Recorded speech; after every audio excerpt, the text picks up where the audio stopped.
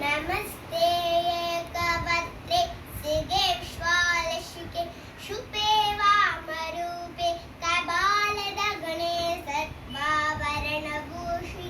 क्रूरदंशे रक्तमल्ये अष्टादशभुजकरे मङ्गलकारणे माते माधवबले रक्षके कुङ्कुमप्रिये गुणवासिने कुलप्रतिकारणे श्रीये शूलं सेवकबालम्बासधारिणे ओङ्काररूपिणे शक्तिवररूपे पराभैषुकाशि चामुण्डी सुन्दरी योगीश्वरि सिंहवाहनप्रिये विशाम्भवे शशाम्भवी मधुरगाली मसानवासे मातृका महामङ्गल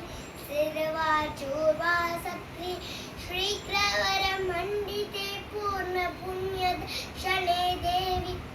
महामङ्गलदर्शिनि ज्योतिर्मये जयकालिके दुःखनाशनप्रिये शिवे जन्मनाभवरेकान्ते मधुरे ज्योतिरूपिणि सर्वक्लेशनाशिनि माते सावित्री अभिष्टानग्रहे सोटशानग्रहे भक्तानुहर्षिते